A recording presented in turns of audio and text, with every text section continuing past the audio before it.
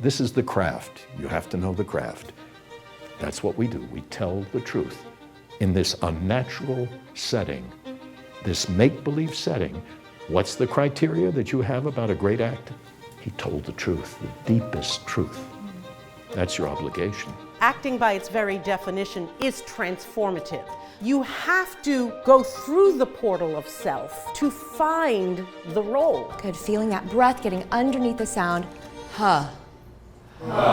Finding the stakes, finding ways to lift what I would want to call the urgency. What is it that I need from this person in this moment?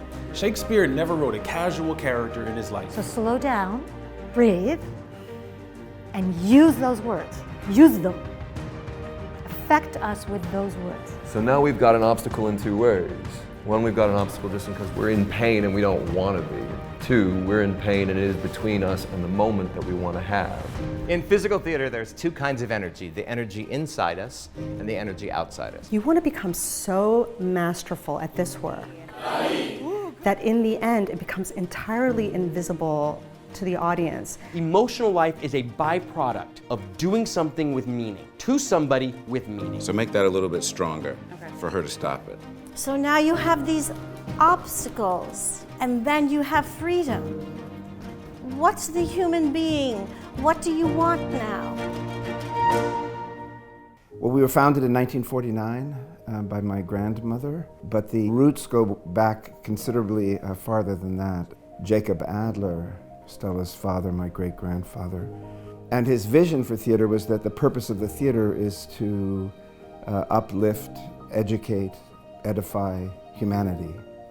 Stella was born in 1901 and grew up with that ethos and those standards and that vision. Stella joined the group theater as a founding member, and in 1934 traveled to Europe to meet with Konstantin Stanislavski, with whom she studied, and then founded this studio and utilized it as a means to develop her techniques and her approach. I wanted to honor Stella and our roots by making sure that the studio not be a wax museum devoted to her memory, but a living, breathing expression of her spirit. So I contemplated, what is the spirit of Stella Adler? As I understand it, it's best expressed with the insight, growth as an actor and growth as a human being are synonymous. And with that insight, I mean, it brings with it a whole vision of the purpose of theater. Those were the ideals I was brought up with and that I've tried to instill here, and that I hope have accumulated in our mission, which is to create an environment that nurtures theater artists and audiences so that they value humanity, their own and others, as their first priority by bringing art and education to the community. The relationship between the Art of Acting studio in Los Angeles and the Stella Adler studio in New York is that we are the same institution. The Art of Acting studio is the official West Coast branch of the Stella Adler Studio of Acting. We serve as the Los Angeles home of the Stella Adler Center for the Arts. And it's a place that was established to be that sort of beacon of humanity and artistry in Los Angeles. The reputation of the Stella Adler studio also has a great deal to do with the deification of big ideas, like a doctor that has an important function in society, and that the actor's function is to articulate for people ideas, thoughts, circumstances, emotional realities that are crucial to understanding the human condition. I think that young people are attracted to that. I think they sense the primary place of that idea in the studio. What are our objectives? Because why do we play objectives? What is it that you want? What is it that you're fighting for most, and allowing that to propel you forward in the scene? Our faculty and our staff are all working artists. And so they're bringing that first-hand knowledge right off of the set, right off of the stage into the classroom. The training it's intense in the best way. It's rigorous, and they push you to your limits because they know that you can get there. An actor will thrive in this environment if they are curious, empathetic, and they're going to have to be brave. They're also going to need the energy and the appetite for the work. It's the real deal, and it will kick your butt in the best way possible, but then also it will help you get back up on your feet and try again and keep going. Come hungry, stay leaned in, and veil up. This is a safe environment in which to grow, and you can only grow by taking big chances. So let's use that shared line energy to drive this language onto the front foot. Let's start with I am not treacherous. What are the tools we have as actors that allow us to express ourselves? Technique class gives us the tools we need to live on stage, to analyze text, to create character. It is a fusion of your profound personal experience with the imaginary world that the playwright is offering to you. You need to allow yourself to experience the room, experience the partner, and that causes the words and the action. But it's always partner first, action second, words third. I think voice and speech is one of my favorite classes because it's taught me so much technically about the body and about sound, and it has really helped getting like specific messages across. As an actor is developing their own voice, it can help that person to find their voice in life. Who? Ho. I didn't know how to use my voice to affect my partner, to give the scene more color, tell the truth, basically. That's why blocking comes organically. If you're connected to what your character's going through, you will have to move the way your character needs to move. Scene study was one of my favorite classes because that's really the class where you get to bring in everything else that you've learned from all the different classes, and you get to just really bring it all together. My teachers would always ask so many deep questions that would unveil so much about the character and certain things that I hadn't even maybe considered. The reason we have these tools, obstacle and objective, the reason that we work with them is so that we can be clear for our characters, what are they fighting for? What are they trying to go after? Then you start to get a human being. We're going to improvise scenes, figure out who or what you are, and who or what you are to your scene partner, AKA your relationship, because that's really important. We utilize improv, which allows you to be fully present and to begin with what's actually happening in front of you and leading with a yes and. If you try to make your scene partner look good, and your scene partner tries to make you look good, then you both look good and nobody looks selfish. So support each other, always. And be conscious that when you're doing this, the elbow drops slightly so you can bring the forte up to my engagement, okay?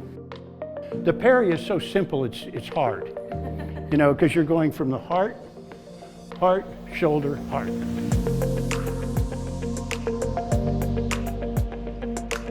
Another challenging class has been movement. It was so much more than just moving your body. To me, where theater can begin is just with the human form.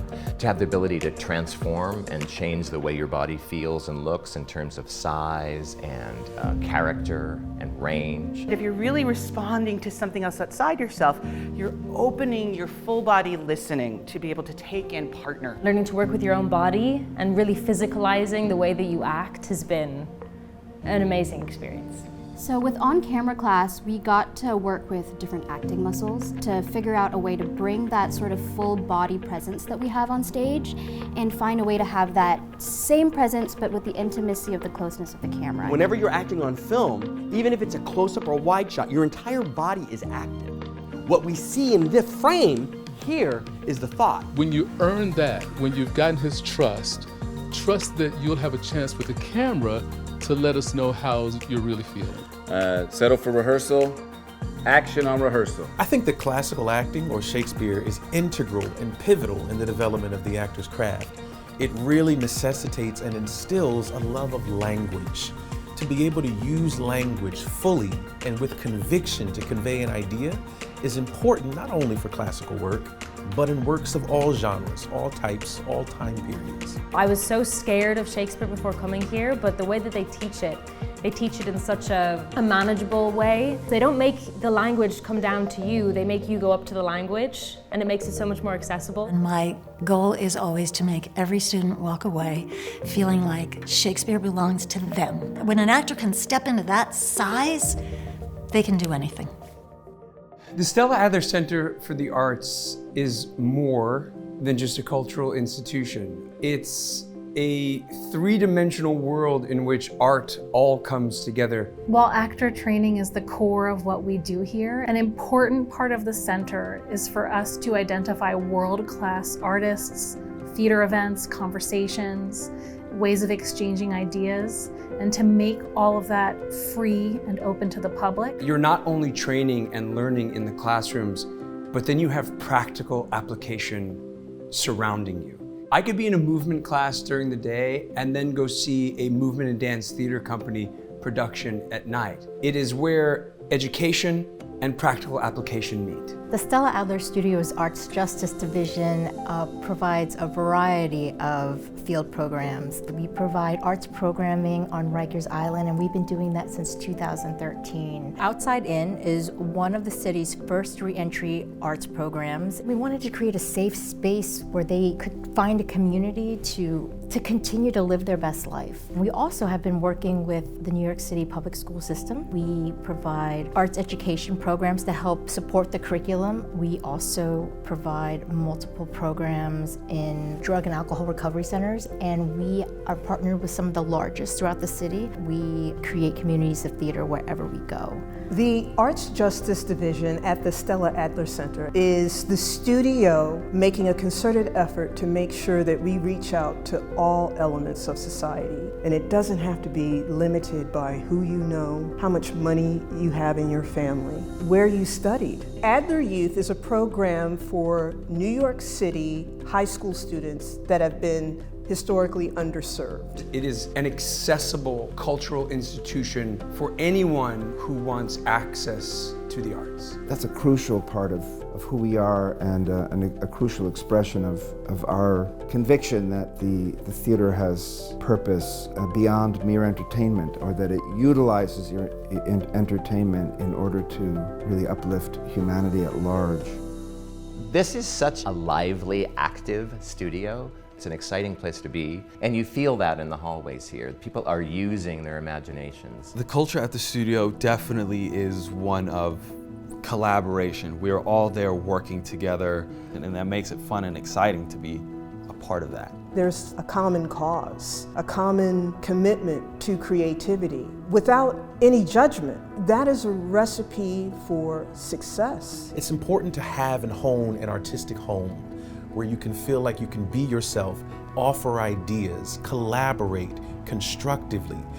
And the Stella Adler Studio gives you the freedom and ability to do that. I've seen young artists change so quickly when they are in a place like Stella Adler Studio. It's very rigorous, but it's very fun. I like working hard, and I like being asked to work hard. I come here because you want it to be intense. It's encouraged to mess up so that you can learn from it. You want it to push you and to make you grow. We will always challenge you, but we're always going to support you as well. What makes this community so special is the fact that it is a family. We're all in service of something bigger than us. It's just a wonderful group of artists who are here to have a mission, to tell stories, to make social change. It always seems hopeful, it always seems exciting, and it seems like in the theater really anything is possible. It's a community of beautiful human beings, and we support one another, we challenge one another, we are there for one another. So within that kind of experience, magic can happen.